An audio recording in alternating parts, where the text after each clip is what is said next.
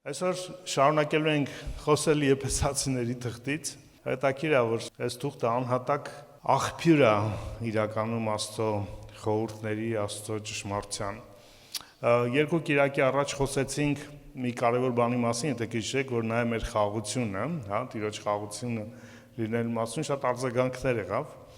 Ինչու որտեղ իրականում խաղաղությունը շատ պահանջված է այսօր, չէ՞։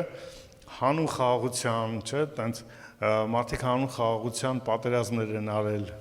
հանուն խաղաղության ինչ-որ կազմակերպություններ են ստեղծել, հանուն խաղաղության ինչ-որ զիջումներ են արել, հանուն խաղաղության լիքը բան արվել, արվում է,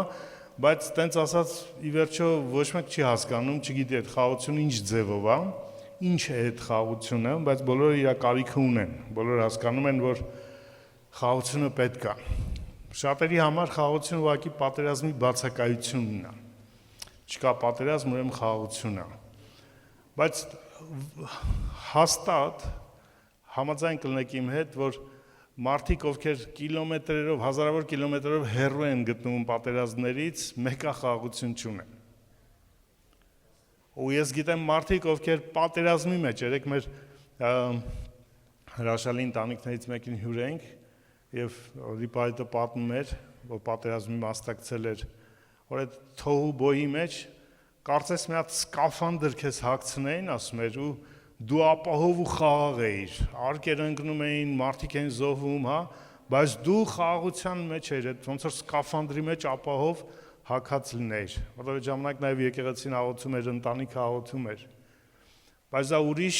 զգացում է, ուրիշ իրականություն է, գտնվելով պատերազմի մեջ խաղաղություն ունենալ ներսում։ Դա համար այդ նա է մեր խաղաղությունը, եկավ խաղաղություն, գործեց եւ խաղաղություն քարոզեց, այդ խաղաղությունը աղբյուր ունի, խաղաղությունը անուն ունի, հա, ու խաղաղությունը բացակայությունը չի պատերազմի։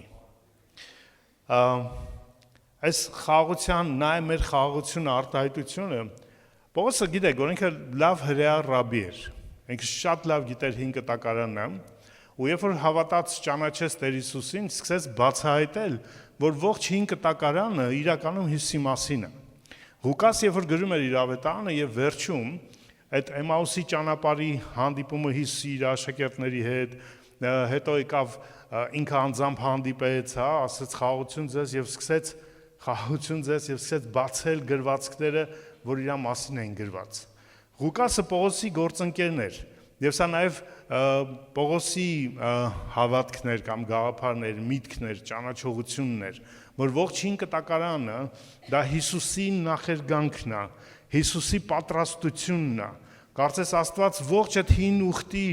ճանապարհով պատրաստում էր մի կարևոր բան՝ իր որդու հայտնվելը։ Ուրիշ ոչ մի բան 5 կտակարանում այդքան կարևոր չի։ Իրականում ողջ պատմությունները, ողջ ընթացքները մենք հիմա դիտարկում ենք Հիսուսի ասած խոսքերով, եթե այնտեղ որևէ բան, դեպք, իրականություն, անուն կապ չունի, չի պատրաստում, չի հայտնում Հիսուսին, անիմաստ պատմություն է ինչ-որ հրեաների մասին, ինչ-որ մարդկանց մասին անցյալում։ Ողջ 5 կտակարանը դա Հիսուսի պատրաստումն է, երբ որ ինքը գար, ճանաչեին իրան, ով է ինքը։ Որտեղ Աստված նույն Տերը եկավ Եդեմում, մարդը չճանաչեց, մարդը փախավ այդ Տիրոջից։ Դրանից մի քիչ առաջ էր, Աստծո հետ զբոսնում էր, չէ՞, երեկոյան Ադամը խոսում էր դեմ առ դեմ Աստծո հետ, բայց այդ նույն Աստված եկավ, բան չէր փոխվել այդ Աստծո մոտ։ Ադամի մոտ էր փոխվել, Ադամը չճանաչեց կարծես։ Փախուստը կարծես չճանաչելն էր, չընդունելն էր, որ այդ նույն ողորմած բարեգութ սիրող Աստված, ով իրան ստեղծել է իր պատկերով, իր անումանությամբ ու ստեղծել է այդ հրաշալի բնությունը ու ընկինը, որ տվեց իրան։ Կարծես մոռացել էր։ Ու Պողոսը նայելով 5 կտակարանում վերցնում է իրականում բոլոր այն կարևոր տեղերը, այն կարևոր հայտնությունները իրականում, որոնք կարծես թե հայտնում են Աստծուն 5 կտակարանի Եհովային, բայց իրականում դա հայտնում են Հիսուսին, Քրիստոսին, ով պիտի հայտնվեր, Քրիստոս Աստվածը։ Նա է մեր խաղաղությունը, եբրայերենում խաղաղությունը գիտեք շալոմ բառն է, Եհովա շալոմը, Սա Գեդեոնի արտահայտությունն էր, ճանաչումն էր Աստծո։ 5 կտականում 8 անուն կա հատուկ Աստծուն տրված, որոնք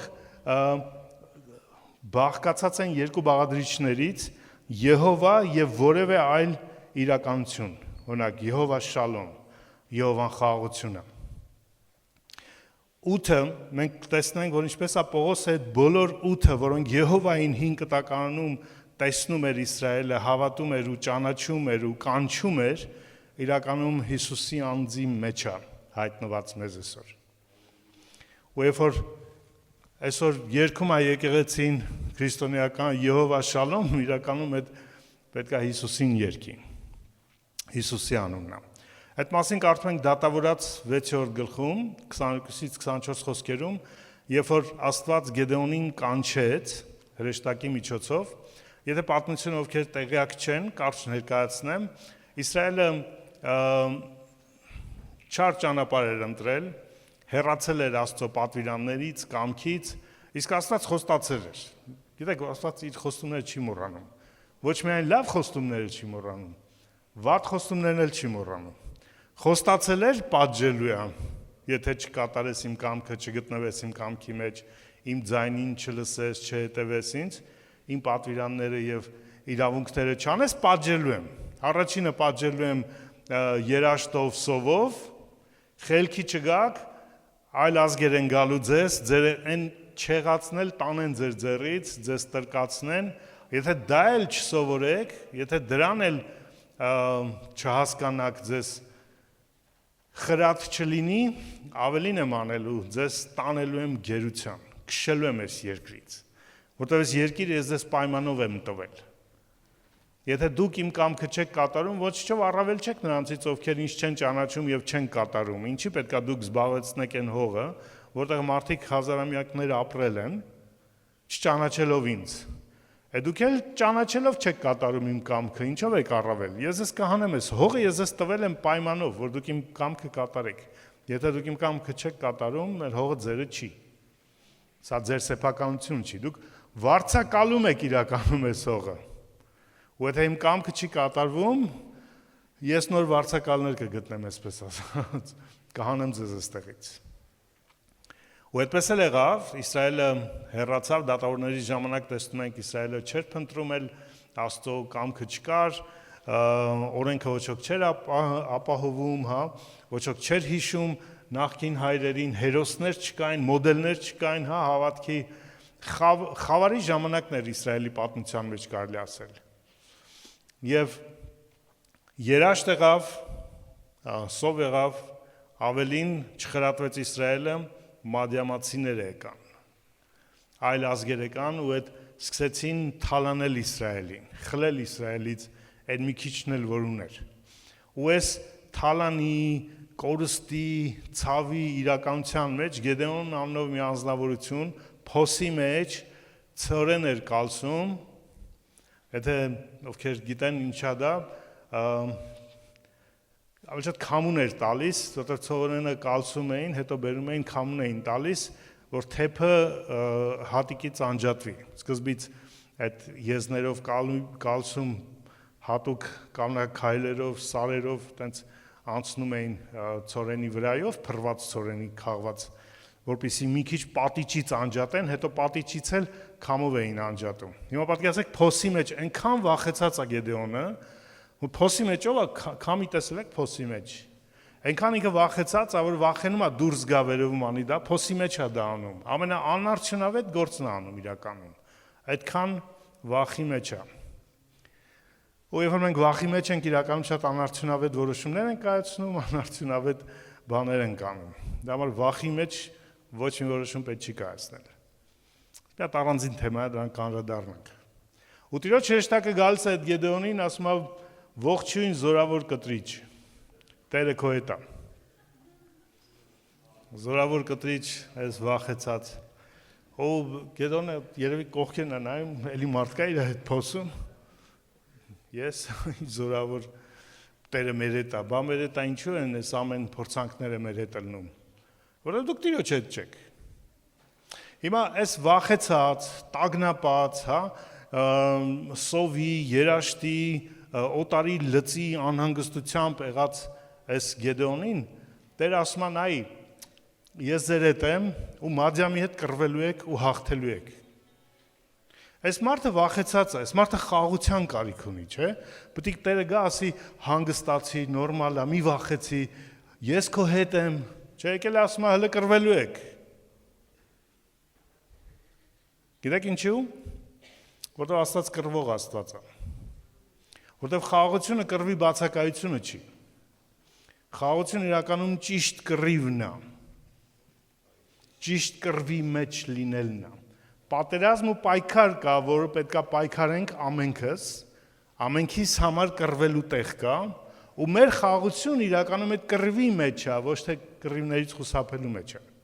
Դա համար նույն Եփեսացիների թուղթը վերջանում է կռվով, պատերազմով հոգևոր։ Ու դա չի հակասում, չէ՞։ Նա մեր խաղաղությունն է, Եհովա շալոմն է, բայց վերջում էլ ասում է նայեք կռիվ ունենք, պատերազմ ենք։ Ու այս վախեցած խաղաղության կարիք ունեցող մարդուն Աստված գալիս խոսում է Մադիամին մի մարդու նման հարվածելու, մի մարդու նման հաղթելու մասին։ Ու երբ որ Գեդեոնը այդ վախի սար հիմա էլ վախենում է ոչ թե մադիամանացիներից, Գեդեոնը վախենում է Աստծուց։ Ու գիտեք ինչ է ասում, ասում է վայ ես Աստծո հրեշտակը երես տեսա պետք է մեռնեմ։ Գեդեոնը գիտեք այդ կարևոր դաս է սովորում։ Ավելի ճիշտ է վախենալ Աստծուց, քան թե մնացած ամեն ինչից։ Եվ որ դու մեկ կարծեմ C.S. Lewis-ն է ասել, նա ով սովորել է վախենալ Աստծուց, դադարել է վախենալ մարդկանցից։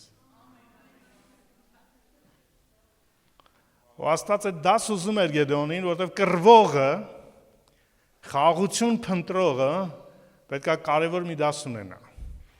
Իր վախը Աստծո առաջ է, ոչ թե մարդկանց առաջ։ Աստված ավելի սարսափելի է։ Սարսափելի բան է կենդանի Աստծո ձեռքը ընկնելը։ Մեր Աստվածը մաշող կրակ է։ Ու Գեդեոնը ասում է տեսա կմեռնեմ։ Եվ Աստված ասում է իրան չես մեռնի։ Խաղաղություն քեզ, մի վախեցիր, չես մեռնի։ Նման չի Հիսուսի հարությունից հետո խոսքերին, եկավ ասեց խաղաղություն ձեզ, մի վախեցեք, չեք մեռնի, ես մահին հաղթել եմ։ Այս նույն պատգամն է, նույն խոսքերն է, երևի թե նույն Տերն էր, որ հայտնվել էր, որ դեռ մի քանի հազար տարի առաջ այդ նույն պատգամով էր եկել, որ այդ նույն պատգամը պիտի մի օր աներ իրապես մահը հաղթելուց հետո։ Եվ դրանից հետո Գեդեոնը այդ տեղում մի հատ զոհասեղան է կառուցում ու Տիրոջ անունը կանչում է իրան Եհովա շալոմ, ոնց որ Եհովան խաղաղություն է։ Բայց այդ Եհովան եկավ իրան ասեց կռվի։ Ոչ թե ասեց խաղաղվի, հանգիստ, գնա հանգիստ քնի տունը, նորմալ է, ես այդ մադամյանցիներին կքշեմ ինքս։ Չէ, դու ես քշելու, դու ես կռվելու, բայց ես քո խաղաղությունն եմ։ Այդ կռվելու մեջ է քո խաղաղությունը լինելու։ Գիտեք, ինչքան մենք կռիվներ բաց ենք թողել, հոգևոր կռիվներ, դրա համար խաղաղությունն ենք բաց թողել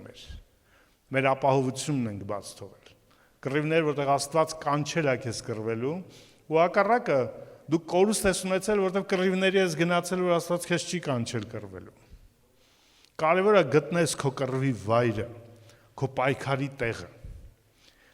Այդ պայքարի տեղում է, որ իր խաղաղությունն ես ապրելու։ Երբ որ դու ճիշտ տեղում ես, ճիշտ պայքարի մեջ ես, մարդկանց հետ չէ, նախ քո մեջ եղող քո անձի վախերի, խնդիրների հետ, որտեղ մենք բոլորս սխալ վախեր ունենք, որոնք խանգարում են ճիշտ պատերազմները պայքարելու համար։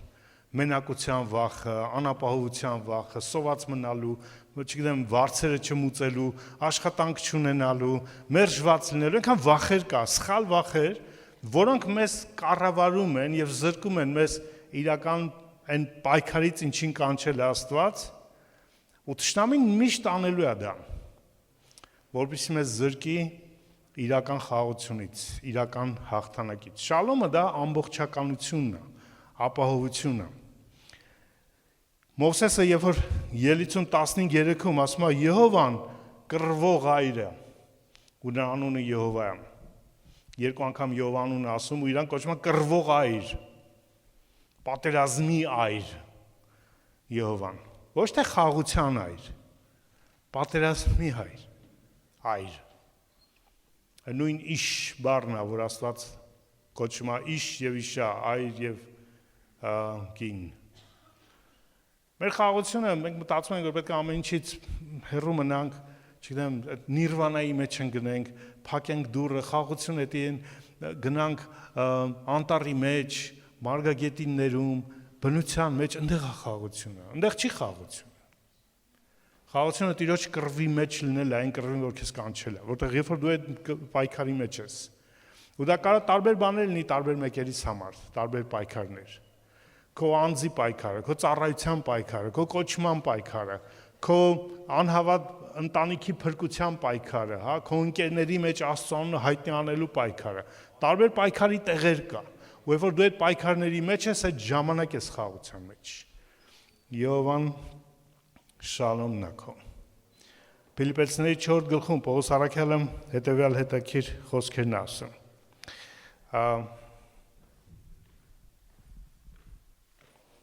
Ոչ մի բանի համար հոգս մի արեք, ոչ թե մի անհանգստացեք, այլ հոգս մի արեք, այն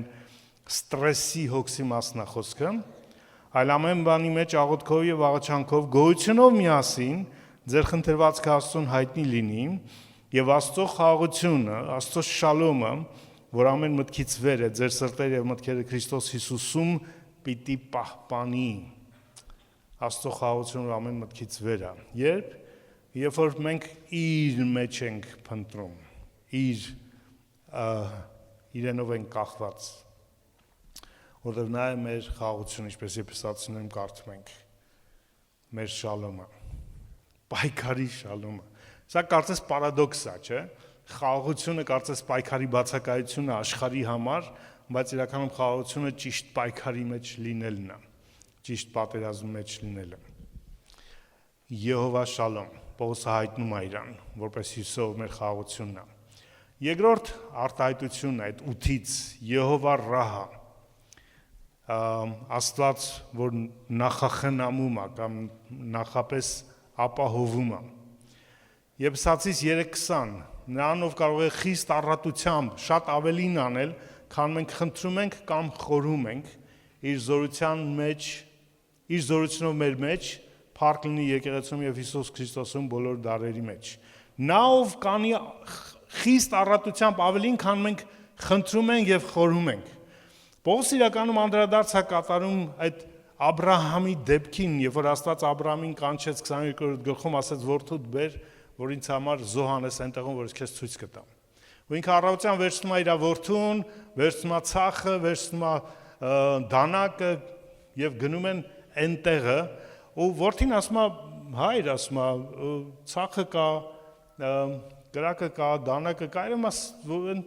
տղուս իր մի բան զգում էր այդ պահին։ Հասկանում էր, բան է ինչի հոր մոտ, մռայլ դեմքից երևի հոր, ասում էր են, բա զոհը ուր է, ողջակեզի գառը ուր է, երևի հասկանում էր, ինձ թվում է հասկանում էր, որ ուր են գնում առանց զոհի, զոհանելու են գնում առանց զոհի, կարելի առանց փայտի գնալ զոհանելու, բայց առանց զոհի զոհանելու ամենաանիմաստ բանն է, ու հարցը Իսահակի հասկանալի է, որ մարդը գիտակցում էր, որ զոհը ինքն է ալնելու, կարծես թե։ Ու Աբրահամը ասում է, Աստված իր զոհը կպատրաստի։ Ու երբ որ գալիս են այդ տեղում, հեռվից տեսնում Աբրահամը այդ տեղը, ծառաներն ասում է դուք մնացեք այստեղ, ես որդուս հետ կգնամ, կգնանք ու հետ կգանք, հավատալով որ Իսահակին հետ է բերելու, որտեղ Իսահակը խոստումի որդին է։ Աստված չի կարող սուտ լինել։ Մինչև այդ Աստված շատ անգամ էր Աբրահամին ապահովել ու Աբրահամը սովորել էր, որ Աստված ապահովող Աստված է։ Կապ չունի քո տրամաբանությունն ինչ է ասում, կապ չունեն քո վախերը ինչ են ասում, կապ չունի քո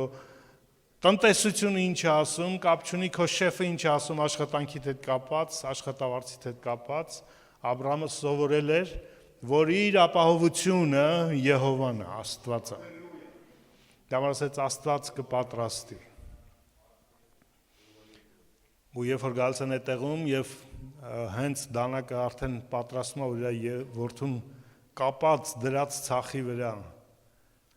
Իդեպ Իսահակը 40 տարեկան էր մոտ, երեխա չէր, որ մեկ ֆիլմերում կամ նկարներում փոքրիկ պատանի է մի հատ, մեծ տղամարդ էր։ Աբրամին միացած ծալեր կդներ, զոհ կաներ Աբրամին։ Իսահակը այդ հոժարական գնաց նաև իր զոհ լինելու պատրաստականությունը, որ Հիսուսի նախապատկերն էր նաև։ Ու այդ պահին Աստված կանչում է, ասում է՝ մի արա, չէ, ձեռքդ մի որդուդ մի կպի, եւ ցույց է տալիս խոյին, որը այնտեղ էր արդեն ցախերի մեջ։ Ու դա համար Աբրահամը այդ տեղը կոչեց Եհովա Իրե,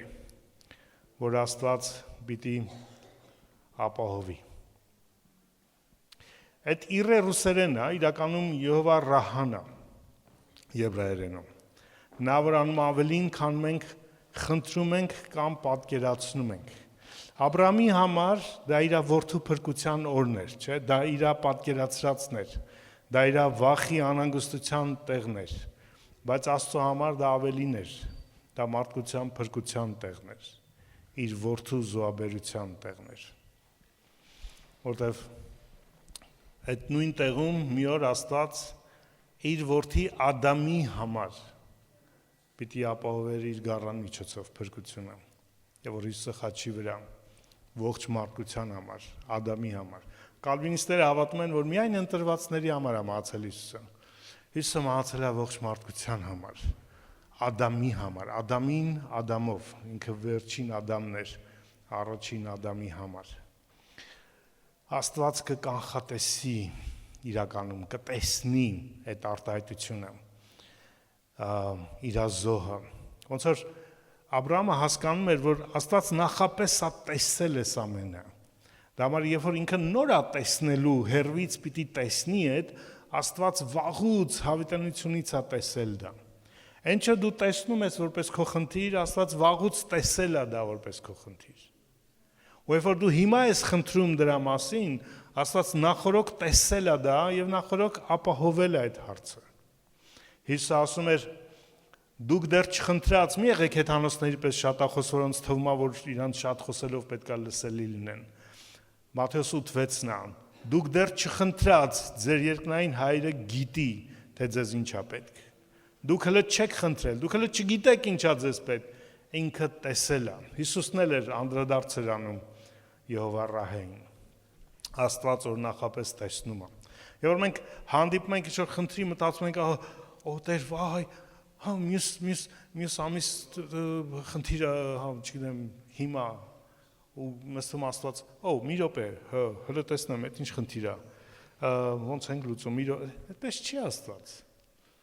Դόσպես Տեր խնդիրս ասում եք, դու ինչ ես կարծում, ես չեմ տեսել այդ խնդիրդ հավիտենությունից առաջ, սովորի վստահես ինձ,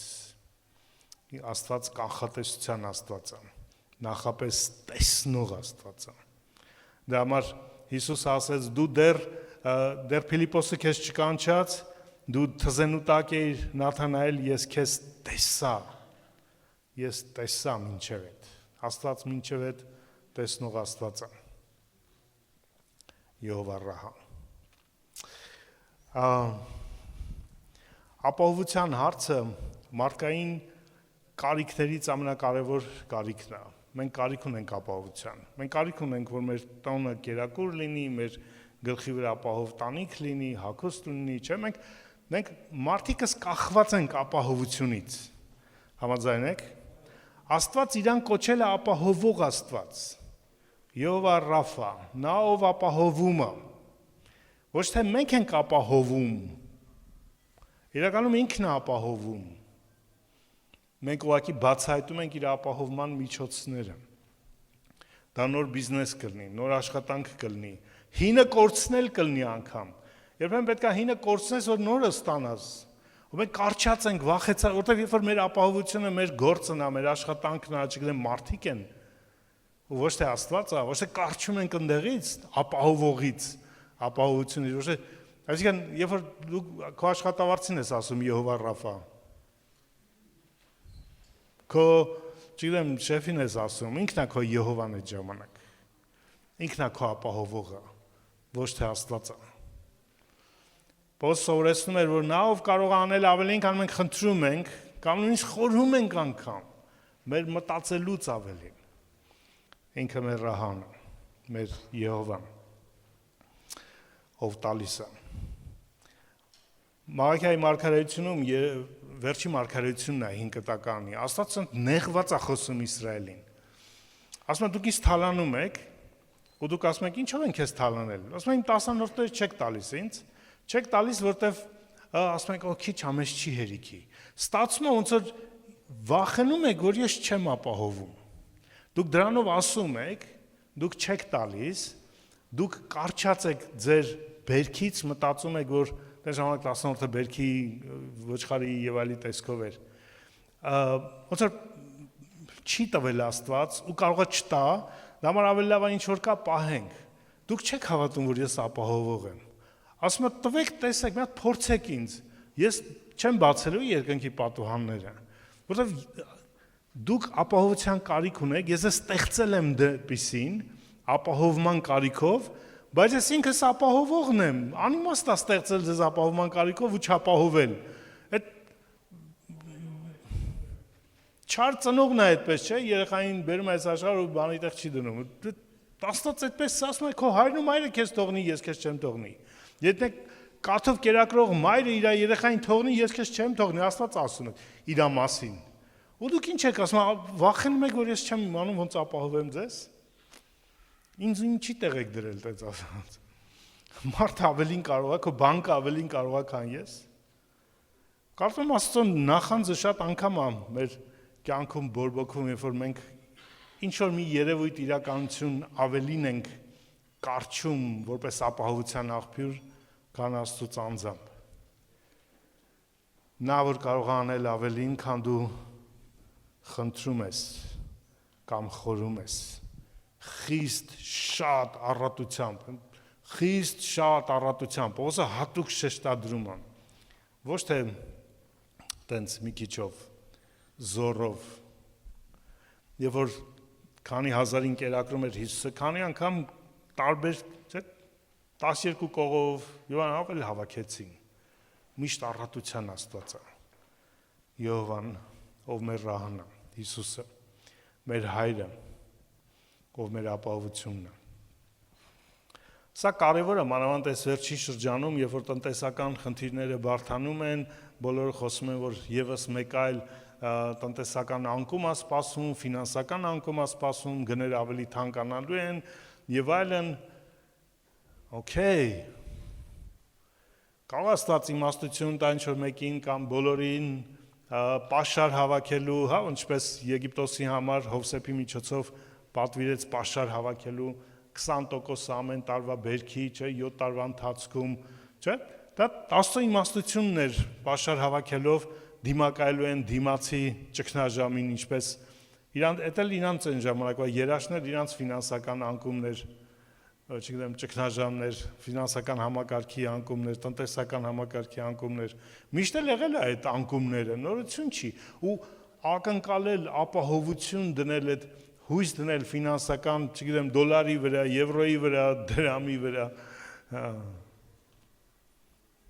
միտեղ կա մեր ապահովությունը։ Ու եթե ինքը կառաջնորդի քեզ, պաշար հավաքի։ Եթե կասի ես եմ ապահովելու, չխառնում ես, ոնց որ Եղիային հակառակ ասես գնա այդ հեղեղատը քեզ այնտեղ կբերվի։ Աստված այն էլ է անում։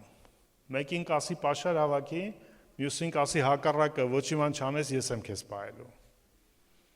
Աստվածն ինքն է, թե ինչպես է ապահովում, ինքն է որոշում։ Մենք ապահովություն ընդունող ենք։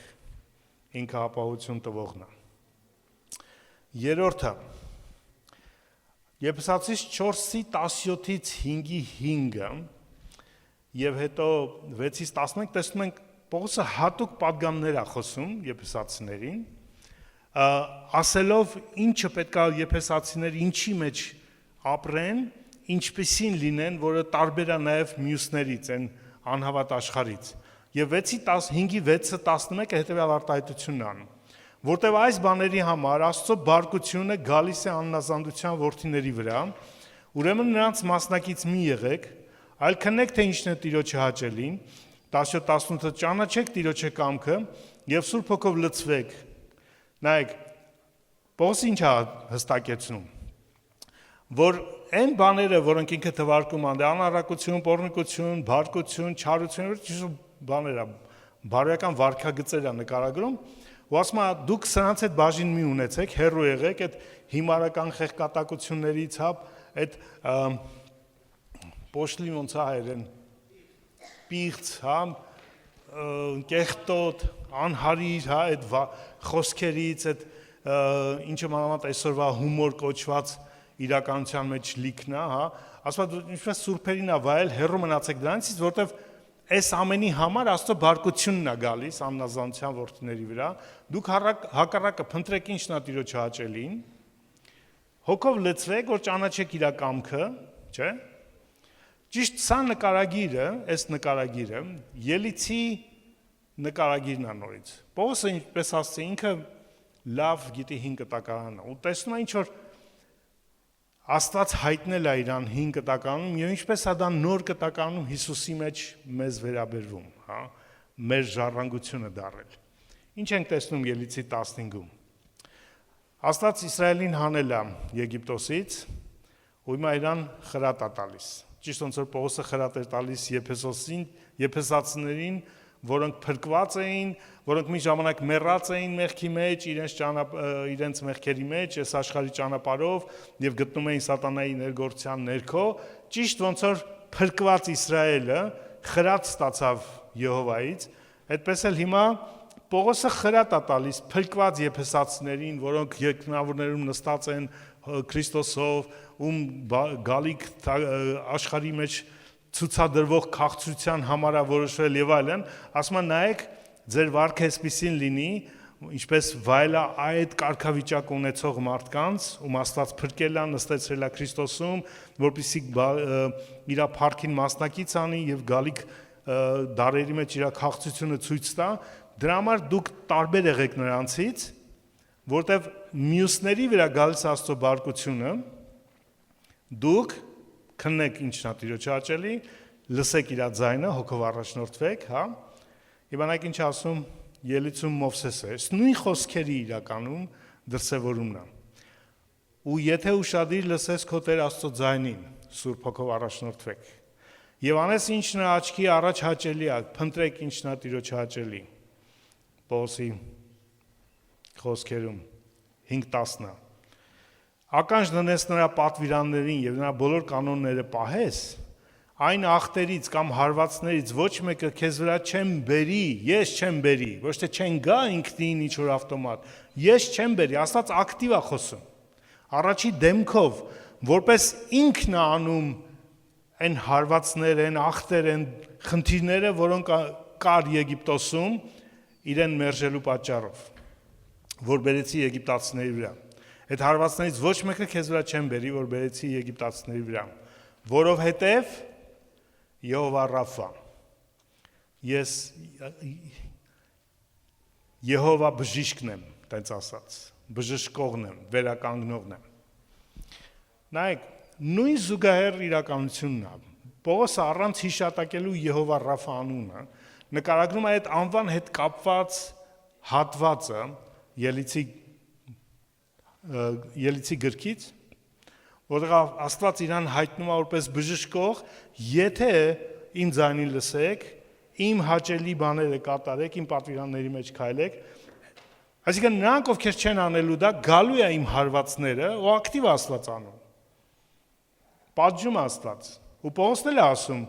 Աստծո բարկությունը գալիս է, ոչ թե կգա, այլ գալիս է աննազանդության որդիների վրա։ Նույն խորհուրդը տեսնում ենք Հռոմեացիս առաջի գլխում, որ Աստծո բարկությունը գալիս է մարդկային ողջ անիրավության վրա, որ ճշմարտությունը անիրավությունով բռնել են։ Գալիս է, ոչ թե հետո։ Ու նայեք, այն ինչ որ այսօր կատարվում է աշխարհում, մեզ թվում է Աստված տենց հեռու ուղղակի դիտորդ է։ Ողջ բղծությունը, այդ գենդերային քաղաքականության, ինչ որ հիմա կատարվում է իրականում, Աստված ակտիվ ներգրաված է։ Մեր աչքերի առաջ տեսնելու ենք Աստծո պատիժը շատերի կյանքում, անհատական, անձնական, թե խմբակային, թե անհատական։ Աստված իր աշխարհում է։ Ու հակառակը, երբ որ Աստված հարվածներ բերում Եգիպտոսի վրա, իր ժողովրդին առանձնացնում էր, չէ՞։ Հարվածների մի մասից սկսած իսրայելացիներին չէր գալիս, միայն եգիպտացիներին էր։ Ու վերջի հարվածը հիշում եք, անդրանիկների կորուստներ, որդիների սպանդն էր Իսրայելի, Եգիպտոսի որդիների։ Իսրայելը լավ գիտեր, որ Աստված լավ սպանել գիտի։ Այդ գիշեր ողջ անդրանիկներին սպանեց, Փարավոնի անդրանիկը սպանվեց։ Բոլորի այն ստրուկից մինչև Փարավոն բոլորի տանը ողբ կար։ Աստված սպանեց, սպանողած Իսրայելը գիտեր, որ Աստված սպանել գիտի, լավ էլ կարողանում է սպանել։ Ու Աստված այսպես այստեղ էլ ասում է, ես նայեք, դուք տեսել եք ինչպես եմ ես պատժում, դուք կնես չանեք, որ այդ նույն պատիժը ինչ որ իրանց վրա եղել, ձեր վրա էլ գա, որտեղ Աստված անաչառ Աստված է։ Մոռացել ենք Աստծո անաչառությունը։ Բայց նաև Աստված ողորմած է նրանց համար, ովքեր կանչում են իր անունը։ Դա համար Աստված կարող է պատժել եւ նաև բժշկել։ Բժշկությունը պետք է, եթե խնդիրը կա, որտեղ Աստված իզուր չի, որ իրան բժշկությունն է կոչում, Ռաֆան, բժշկող Աստված, Եհովա բժշկողը։ Այդ նշանակում է ինքը պատժել է, որ հիմա ինքը բժշկում է։ Ինքը թույլ է տվել խնդիրը, դա համար հիմա լուծում է տալիս։ Քրիստոնեական մի հատ սխալ ընկալում կա, որ Աստված դառել է ուղղակի ձմեռ պապի նման, բարի, մեղ, խելոք, Աստված պատժել գիտի ասեմ դες։ Ասում եմ, թե իմ ձայնին չլսես, իմ կամքի չփնտրես, իմ ճանապարհների մեջ չքայլես, Աստծո բարկությունը գալիս աննազանդության որդիների վրա դրա համար, ու դու, եթե դու չես անում դա, դու էլ ես աննազանդության մեջ։ Եթե Աստված արդար ու անաչառ է, եթե պատժում է նրանց աննազանդության համար, քեզ ինչի պիտի խնայի քո աննազանդության համար։ Չէ, քեզ կպատժի։ Կարդացեք Կորինթացիների նամակը։ Շատերը ցավագար են, շատերն էլ ննջում էին Կորինթոսում, որտեղ Տիրոջ մարմինը չէին որոշում, որտեղ սխալ էին վերաբերվում Տիրոջ հաղորդությանը, Տիրոջ ժողովրդին, դրա համար Աստծո նախանձը կար, Աստծո պատիժը կար։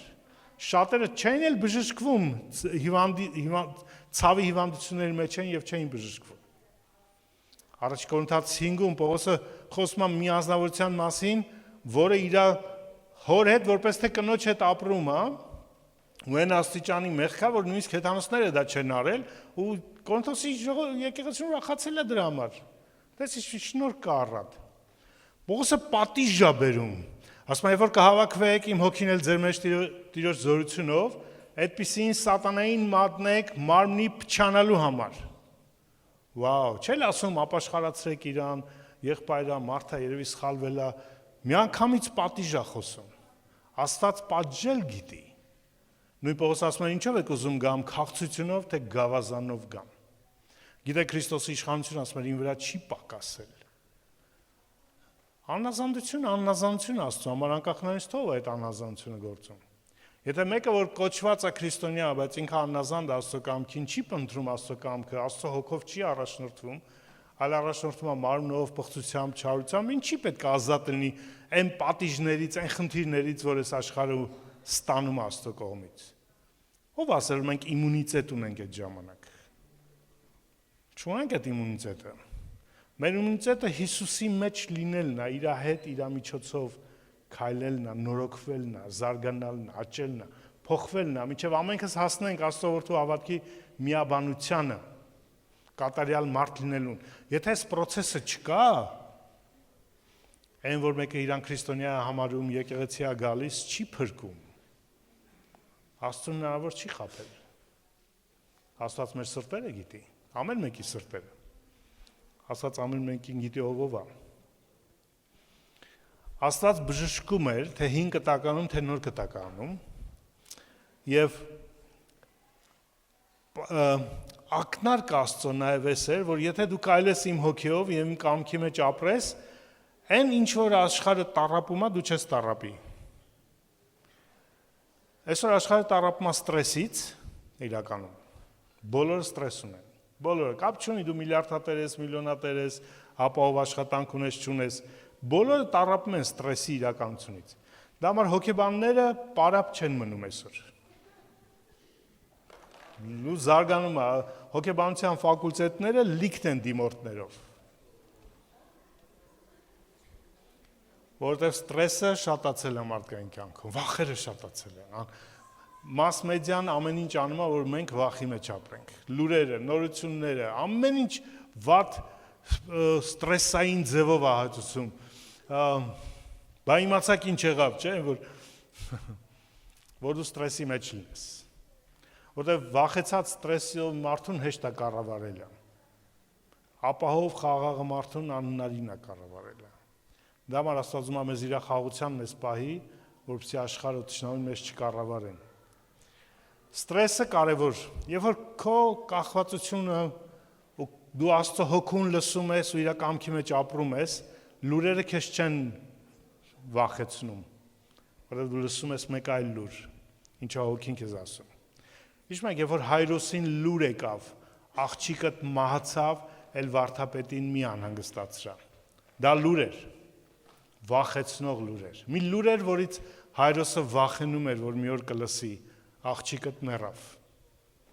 Որ ծնողը կուզի այդ լուրը լսի, որ ծնողը կուզի իրան զանգեն ու մեկ էլ գիտեք ծնողներ ասեմ, ովքեր դուք ամուսնացել եք ձեր երեխաներին, եթե ձեր երեխան գիշերվա կեսին ձեզ զանգում է, առաջի բանը ձեր վախն է, հո մի բան չի պատահել։ Համաձայն եք ծնողներ։ Ու մեկ էլ պարզում է մի ամիտ է ձեռքը կպել։ Լավ է, լավ է։ Այդ լուր էր։ Աղջիկդ մեռավ։ Ամենացավալի լուրն էր այդ մարդու համար։ Բայց մեկ այլ լուր լսեց ինքը։ Մի վախեցի, միայն հավատա։ Մենք երկու լուր ունենք, բարի լուրը եւ աշխարհի լուրերը, որոնք մեզ փորձում են խլել մեր խաղաղությունը, մեր ապահովությունը, մեր ոտքերի տակի հողը խլել մեզանից։ Դա մարդերը կանչում են լսել իր հոգուն, որովհետեւ աշխարհը միշտ դա անելու է։ Թշնամին գործում աշխարհում անելու է դա, ինքը վախի թագավորություն է կառուցում։ Թշնամու թագավորությունը երբեք չի լինելու ապահովության թագավորությունը, խաղաղության թագավորությունը։ Ինքը միշտ լինելու է վախի թագավորություն, սարսափի թագավորություն։ Կառավարումը վախով ու սարսափով է։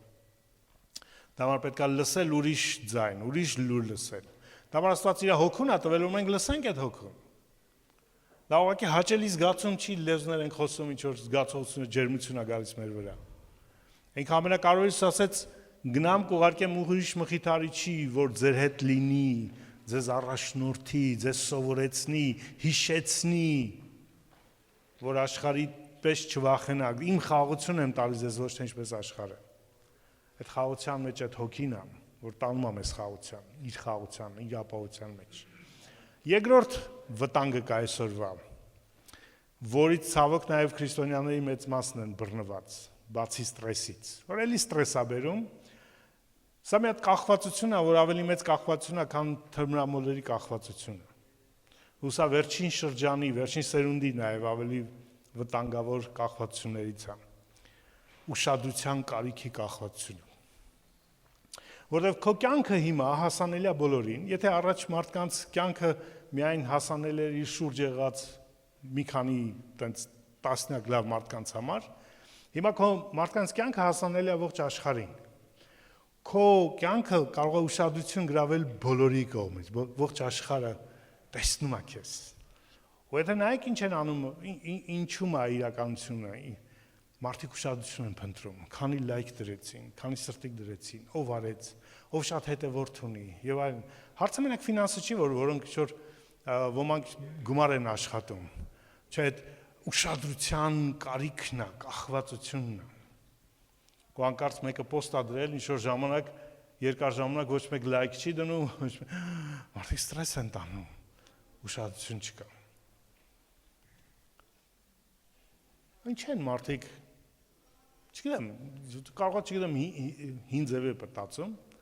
բայց իրենց ողջ կյանքը անձնական դրել են ինտերնետում։ Ասենք, երեխան գնամ զուգարան, չգիտեմ, այս կերա առավոտը, այս կերա իրիկունը, այս ուշադրությունը։ Ու եթե զրկվում են ուշադրությունից, դա ճիշտ է կախվածության պես է, մրցում են իրար հետ, ով ավելի շատ լայք ստացավ կամ ուշադրություն ստացավ։ Եվ որ քո կախվածությունը Աստծո ուշադրությունից է, մնացած բոլոր ուշադրությունները դառնում են երկրորդական։ Քո ստրեսը դառնում է իր ուշադրության պակասը, Աստծո ուշադրության։ Դավիթը ասում էր, ձեռքդ քաշեցի ու ես խառնվեցի իրար։ Քո հոգին ինձանից մի վերցրա, ասում էր։ Երեսը թեքեցիր ու ես կորա։ Աշնան տերևի պես եմ դարձել։ Մեզ մեկն էր, որ թագավոր էր։ 4 կողմ ուշադրություն ուներ Դավիթը, բայց այն մի ուշադրություն էր հետաքրում, Աստծո ուշադրությունը։ Աստված իր հոգին տվել է, որպեսզի մենք կախված լինենք իր ուշադրությունից, որպեսզի այլ ուշադրություններ ինձ ու քեզ չշեղեն։ Եդեմում այդպես եղավ, այլ ուշադրություն շեղվեց Ադամից, դա համար կորուստը եկավ։ Իովա, Ռաֆան, քո բժիշկը։ Խնդիրների մեծ մասը լուծվում է իր կամքի մեջ ապրելով, որտեղ խնդիրների առողջական խնդիրների մեծ մասը գալիս են ստրեսներից։ Ու եթե դու ապրում ես Աստծո խաղաղության մեջ, կախված իրանից, լսելով իր հոգուն, դու ազատվում ես այդ ստրեսներից։ Դա վար քո կյանքը այդ այնց չաղ ու բախտավոր ապահով կյանքը Աստծո հետ։ Ոչ թե դու ունենում ես ամեն ինչ, դու ունենում ես իրան քո մեջ, իր բժշկությունը։ Դա համար մենք նաև աղոթում ենք բժշկության համար, որտեղ մեր Աստված բժիշկ է։ Աստված բժշկել է 5 տականում, բժշկել է Հիսուսը, բժշկել են առաքյալները, առաջի դարի եկեղեցին, ու հիմա էլ Աստված շարունակում է բժշկել, դրա համար մենք աղոթում ենք, մանդ հիմա այս վատ այս վիրուսների շրջանում, որոնք շատ վատ հետևանքներ են թողում, մենք շարունակում ենք աղոթել ու հավատալ բժշկող Աստծուն։ Շարունակում ենք ապրել իր հոգով առաջնորդվելով, հավատալով ստրեսից եւ մնացած խնդիրներից ազատող Աստծուն։ 4-րդը Եփեսացիների նամակը ավարտվում է մի տեսակ կոչ դեպի պատերազմ։ Հայերեն դա իզեն, կոչն է։ Պողոս ասում է, վերջապես եղբայրներ զորացեք Տիրոջ զորությունով, որովհետև մենք պատերազմ ունենք։ Եկեք ընթերցենք այդ հատվածը 6-րդ գլխից։ 10-րդ խոսքից։ Սրանից հետո եղբայրներ կամ վերջապես ուստի այդ ողջ ինչ որ խոսելը ամփոփում է այս պատերազմի մեջ։ Զորացեք Տիրոջով եւ նրա զորության կարողությունով, ձեր վրա հագեք Աստծո սպառազինությունը, որպեսզի կարողանաք սատանայի հնարքներին դեմ դնել մեկ, որտեղ մեր պատերազմը արյունի մարմնի հետ չի, այլ իշխանությունների, պետությունների եւ այս խավարի իշխանների հետ, երկնավորների մեջ հողչար ոգիների հետ։ Այդ ինչու, սատանան որ մեկն է։ Սրա համար ձեր վրա առեք Աստծո սպառազինությունը, որպեսզի կարող լինեք չարության օրը դեմ դնել եւ ամեն բան լրացնելուց հետո հաստատուն կանգնել։ Պողոսը հստակ ներկայացնում է, թե ում հետ են կռվում, երկնավորներում եղող չար ոգիների իշխանությունները, չի ասում հոգևոր, որովհետև հոգևորը նաև դրական կարող լինի, այլ երկնային էակների, չար ոգիներ, իշխանություններ եւ ներկա աշխարհի խավար ուժերի դեմ, ներկա աշխարհում խավար ուժերի դեմ։ Սրանք ի սկզբանե կային, մենք հələ չենք ծնվել եկել այս աշխարհ, իրանք եղել են, այս դևերն են եւ սատանայի հրեշտակները,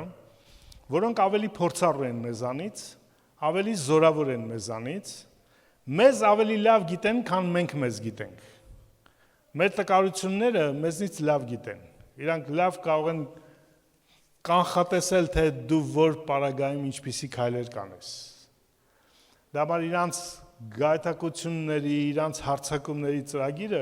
շատ լավ մշակված եւ մտածված է։ Մեզ թվում է թշնամին այդպես տենց անկապ գործողություններ է անում։ Թշնամին հիմար չի, պատերազմը դա պլանավորված ռազմավարական գործողություններ են։ Ու թշնամին շատ լավ այսքանի հազար տարի այդ գործի մեջ է։ Այդ մենք ենք նոր մտել այդտեղ։ Ես ու դու։ Բայց ինքը հազարավոր տարիներ այդ կռվի մեջ է ու շատերին է հաղթել։ Մեծ հաղթանակներ ունի տոնած։ Ու մենք էլ իր թիրախներից մեկն ենք մեր կյանքում հաղթանակ տոնելու համար։ Ունի ծրագիր ռազմավարություն, ունի հարձակման ու ճակատամարտի օր։ Այդ չարության օրը ոչ թե ապագայում ինչ որ մի օր է, ամեն մեկիս կյանքում կա իր չարության օրը, իր հարձակման օրը։ Այսինքն այն օրը, որ ինքը լավ պլանավորած, պատրաստած, ամեն քայլերը որոշած կատարում է իր հարձակումը։ Եթե սիրում եք շախմատ, շախմատում կա տենց նախապատրաստական գործողություններ եւ հարձակման գործողություն։ Եթե ինքը երկար ժամանակ քո կյանքում չկա, ուրեմն մի բան պատրաստում է քո գլխին։ Պարապ չի ինքը հաստատ։ Թշնամին բոլորիս համար ռազմավարություն ունի, բոլորիս համար որոշումներ ունի, ու մի նպատակ՝ մեզ կոտրելու, մեզ ոչնչացնելու, մեզ հաղթելու, մեզ հանելու Աստծո դեմ, մեզ կտրելու Աստծո շնորհքից։ Պողոսը հստակ ասում է ում դեմ են կռվում, եւ ասում է ինչով են կռվում, նկարագրում է սպառազինությունը Աստծո կարողության եւ ինչու են կռվում։ Այս պատկերը իրականում համապատասխանում է նորից 5 կտականյան մեկ այլ պատկերի, Ելից 17-րդ գլխի պատկերին։ Հետաքրքիր է, չէ՞, ինչքան բան կա։ Այդ Ելից 17-ում եւս մի անուն է հռչակվում Թեհովա Եհովան։ Սա Իսրայելի առաջի պատերազմն էր որպես ազատված ժողովուրդ։ Եվ որ Իսրայելը դուրս եկավ անապատից, առաջի բանը Եգիպտոսին հաղթելուց հետո, տենց ասած, որ Աստված կատարեց, հա, Աստված հաղթեց Եգիպտոսին, իրանք ոչինչ չարեցին։ Իրանք ուղղակի արյունը քսեցին ու դուրս եկան։ Փարավոնը երբ որ ընկավ Իսրայելի հետևից, հիշում եք, եկան ծովին դեմ առան, փարավոնը են կողմներ, ծովում դիմացներ, Մովսես աղաղակեց, Աստված ասաց, ինչ ես ձենդ գլուխդ գցե, այդ ձեռիդ խփի այդ ծովին։ Ու Մովսես հարվածեց, չէ, ծովը բացվեց, Իսրայելը անցավ, փարավոնը մտավ Իսրայելի հետևից եւ ծովը ծածկեց։ Իսրայելը մենակ նայում էր, թե ինչպես Աստված պատերազմում իր համար, իր փոխարեն։ Բայց արդեն Ելից 17-ում ամաղիկացիները դուրս եկան Իսրայելի վրա եւ Աստված չասեց հեռու գնացեք տեսեք ես ինչ եմ անում ամաղիկին։ Աստված ասեց դուք պետք է պատերազմեք։ Ու այս առաջի պատերազմներ Իսրայելի որպես ժողովուրդ իր ճանապարհի, իր տեսիլքի, իր խոստումի իրականացման ճանապարհին։ Պատկերը ինչով է նման։ Ամաղեկը շատ ավելին էր իրականում, շատ ավելի ուժեղ էր, շատ ավելի փորձառու էր, դա իր տարածքն էր, եթե Իսրայելը նոր էր մտել այդ անապատ, իրանք այդ անապատում էին ապրում, ամեն քար ու թուփ, ամեն բլուրը գիտեին, բնական ավելի հեշտ է քեզ կռվել այն տեղում, որ քեզ ծանոթ է, եւ դժվար է կռվել, եթե դու առաջին անգամ ես այդ տարածքում գտնվում։ Ու միակ ազգն էր, որ Աստված երթվեց ջնջել իր հիշատակը։ Ուրիշ ոչ մեկի համար Աստված նման երթում չի արել, քան բացի Ամաղեկից։ Ով Աստված երթվեց, ասեց Ամաղեկի հիշատակը ջնջելու եմ սերնդեսերունդ ամբողջ ժամանակ։ Նույնիսկ Եգիպտոսին Աստված խոսել է մարգարեությունների մեջ վերականգնում։ Եգիպտոսին ասլակ ասեմ ին որդին ես։ Եսայի 19-ը, Եզեկիել 29-32, Երեմիա 46 խոսում են Եգիպտոսի վերականգնման մասին։ Որտեւ Եգիպտոսը այո, փարավոնը սխալ քայլեր արեց, բայց Եգիպտոսը նաև այն միջավայրը դարձավ, որտեղ Հովսեփներ, Իսրայելը աճեց, շատացավ, Աստված անաչառ է եւ անշնորհակալ չէ նաև ու չի մոռանում բարիքը, հա, չարիքի համար կպատժի, բայց արված բարիքն էլ հիշում Աստված։ Ու Եգիպտոսը բարիք արեց, Հիսուսը փախավ Եգիպտոս։ Չէ, Հերովդեսի բարկությունից։ Նույնիսկ Եգիպտոսին Աստված ողորմություն անում, բայց Ամաղեկին ասեց ոչ։ պատճառը 17-16-ում են կարդում Ելիցի, որտեղ Մովսես ասում է, որ որովհետև ձեռքը Տիրոջ աթոռին է ու Եհովան կռվելու է Ամաղեկի հետ ազգից ազգ։ Ում ձեռքն է Տիրոջ աթոռին։ Ոմանք սա մեկնում են, որ Տիրոջ ձեռքն է, որ Տերը երդվելու համար ոնց որ ձեռքը բարձրացրել է, որ ես երդվում եմ Ամաղեկին պետքա ոչնչացնեմ։ Ես հակված եմ մեկ այլ մեկնաբանության։ Սա թշնամու ձեռքն էր Տիրոջ աթոռի վրա։ Սա սատանայի երազանքն է միշտ եղել Աստծո աթոռին ձեռք գցելը, Աստծո տեղը գրավելը։ Ու այդ Աստծո տեղը գրավելու համար պետքա այնով որ այդ աթոռին է իրան գցել ընդեղից, որպեսզի տեղը գրավել։ Իսրայելը Աստծո ժողովուրդն էր, Աստծո աթոռի բնակության վայրն էր։ Հիմա պետք է այդ Իսրայելին վերացնել ընդեղից, որ այդ տեղը ուրիշը չգրավի։ Դες չէ՞ թվում սատանան ինչու փորձեց Ադամին, ինչու մեղքի մեջ գցեց, որպեսզի չլինի մեկում Աստված սիրում է։ Չլինի մեկը ով կրի այդ Աստծո պատկերը։ Չլինի մեկը որ օրհնություն ունենա, այլ որ ինքը անեցված է։ Այս նույն սատանայի բնությունն է։ Սատանային ներում բեկում չկա։ Դա համար հայտնության մեջ կարդում ենք, երբ որ Հիսուսը կգա, սատանային կկապի դևերին ու կգնան անդունդը միանգամից, դատ չեն մտնելու իրենք։ Մյուս հրեշտակները, որոնք անկում են ունենում, կմտնեն դատ, կդատվեն, մենք հրեշտակներին կդատենք, բայց սատանան իր ոհմակով չի դատվելու։ Իրանցը միայն կորուստ են գնալու հավիտյան, առանց դատի, առանց ներման, առանց ներման հնարավորության։ Դες գնդակարություն ու վերջ, որտեղ Տիրոջ աթոռին է ձեռք գցել։ Ու Աստված ուզում էր ոնց որ անձնական թշնամին էր իր Ամաղեկը, ինչպես սատանան։ Ուզում էր մենք էլ, հա, ոնց որ Իսրայելին ուզում էր այտենց վերաբերվել Ամաղեկին, այդպես էլ Աստված ուզում է վերաբերվենք իրեն, որտեղ մենք էլ իր անձնական թշնամին ենք։ Պատկերացնեն ինչ մեծ սեր ունի Աստված մեր հանդեպ, նույնքան ատելություն ունի թշնամին քո հանդեպ։ Ինքը ողորմություն ցույց չի տալու։ Քո վրիպումը չի անտեսելու։ Քո տկարությունը չի խղճալու կամ արհամարի հակառակը ամեն բան օգտագործելու է իմ ու քո դեմ մեզ ոչնչացնելու համար։ Դրա համար առնել Աստծո զորությունը։ Ու ճիշտ այդ տեղում, որտեղ հաղթանակը տոնվեց, Մովսեսը կոչեց որպես Եհովա իմ դրոշակը կամ Եհովան մեր դրոշակը Նիսին։ Եհովան Նիսին։ Այդ դրոշակ արտահայտությունը որ Մովսեսը կոչում է Ելիցի 17-15-16-ում Մովսեսը կոչեց այդ տեղը եւ Մովսես մի սեղան կառուցեց եւ նրա անունը Եհովա Նիսի դրեց Եհովայի դրոշը կամ Եհովան դրոշը Հավանաբար ոնց որ Եհովան դրոշ է ոչ թե Եհովան իմ դրոշն է կամ Եհովան իմ բժիշկն է այդպես են թարգմանել երբեմն ձեր թարգմանությունների մեջ չէ Եհովան բժիշկ է Եհովան դրոշակ է Ինչու է դրոշակ Եհովան ես էլ ասեմ ու ավարտենք այսօր Դրոշակը այն տեղն էր այս հիմիկվա դրոշակների պես չէր դա ոչ շատ մի հատ ցից էր մեծ սյուն էր բարձրացված այդ նույն բառն օգտագործված երբ որ Աստված Մովսեսին պատվերեց անապատում վերցնել մի ցից եւ իրա դնել պղնձե օծին որը որ նա իրան բժշկվեր հա այդ բարձր բաներ հիմիկվա դրոշները տենց իրանք մեծ ու այդ դրոշի վրա այդ ցցի վրա զինանշան էր որը խոսում էր թե ով է կռվողը այս զորքի տերը ով է այդպես ասած հա ում պատերազմն է կարող են զորքերը տարբեր տեղերից լինել տարբեր ազգեր միանալ բայց միանում էին այդ զինանշանը խոսում էր ում դրոշի ներքո են կռվում այդպես ասած հա ում համար են կռվում Եհովան դրոշն է այդ դրոշը ինքնության տեղն էր այսինքն որ ասում են այս դրոշի ներքո այդ նշանակում էր այդ ուժի ներքո այդ իշխանության ներքո այդ կառավարության ներքո աշխարհը երկու ուժ ունի ընդամենը դա Աստծո եւ սատանայի ուրիշ ուժ չկա չեզոք ոչ ոք չի լինում կամ մենք կռվում ենք Աստծո դրոշի ներքո այդ ինքնության ներքո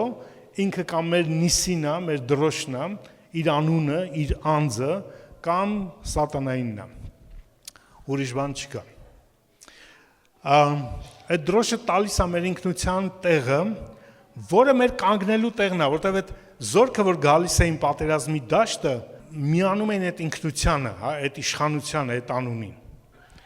Ու կանգնում էին այնտեղ։ Դա համար Պողոս ասում ամեն ինչ վերջացնելուց հետո կանգնել այդ տեղում, որտեղ պատերազմը ճակատամարտը վերջացնելուց հետո բոլորը գալիս էին նորից հավաքվում էին այդ դրոշի, այդ ցցի, այդ զինանշանի տակ, ով ողջ էր մնացել, գալիս էր այնտեղ։ Այսինքն ով եկավ, ինքը ողջ է մնացել, ինքը հաղթել է։ Ու Պողոս դրամ ասում է ամեն ինչ վերջացնելուց հետո կանգնենք մեր տեղում, մեր դրոշի ներքո, մեր Հիսուսի մեջ։ Մեր հավատքի հեղինակի ու առաջնորդի հետ, որտեղ նա մեր հավատքի հեղինակ ու առաջնորդը, մեր հաղթանակը, որտեղ շատերը ընկան, չկանգնեցին իրաց տեղում։ Ադամը չկանգնեց չարության օրը, ընկավ։ Մովսեսը չկանգնեց Մերիպայում, ընկավ։ Եղիան չկանգնեց Երուսաղեմի դարպասների մոտ Հեզաբելի առաջ, ընկավ։ Հիսուսը կանգնեց մինչև վերջ, խաչի վրա, մինչև վերջ։ Ու մեզ ճանապարհ տվեց, հնարավորություն տվեց, որ ես ու դու էլ մեր պայքարների մեջ, մեր տեղում կանգնենք, մեր դրոշ չուրանանք, ով է ինքը մեր համար, ով ենք մենք իր մեջ, իր արածը մեր համար, իր տվածը մեզ, մնանք մեր ինքնության մեջ, որտեղ ինքը մեր հաղթանակն է, ինքը մեր ապահովությունն է, ինքը մեր դրոշն է, որ ես քեզ հարցնում են մեր ինքնությունը, մեր իշխանությունը մի անուն կա, Եհովա Նիսին, Հիսուսն է, իմ ու քո համար։ Եկեք գանք աղոթքով Տիրոջ առաջ։ Մենք կտեսնենք ինչպես Պողոսը բոլոր 8 անունները ներկայացնում իրականում այս նամակի մեջ, հատուկ չանվանելով իրանց, որպեսզի եկեղեցում չառաջանա այդ հրամոլության հրականությունը, բայց խորհուրդը, այն իմաստը, այն նպատակը, որ Աստված պատրաստել է Քրիստոսի մեջ մեզ համար, մատուցում է եկեղեցում, որտեղ դա մեր ժառանգությունն է։ Հիսուսը քո բժիշկն է։ Հիսուսը քո հաղթությունն է, Հիսուսը քո հաղթանակն է, քո խաղաղությունը, քո ապահովությունն է, որտեղ Աստված օրհնել է մեզ ամեն հոգևոր օրհնություններով երկնավորների մեջ Քրիստոսում։ Իմ ու քո ապահովությունն է, Եհովա Ռահան, Եհովա Ռաֆան, Եհովա Նիսին, Եհովա Շալոմը, ամենը մեր Հիսուսն է իրականում։ Ու զարմանալի ու ցավալի է, ինչպես է եկեղեցին տարուբերվում տարբեր ուսմունքներով, որոնք խաբեությամբ հորինված են խաբելու համար։ Ու ճիշտ այդ ճիշտ ճանաչումը Քրիստոսի անձի, իր գործի մեզ պահում է միշտ այդ դրոշի ներքո, իր ինքնության մեջ, Հիսուսի մոտ։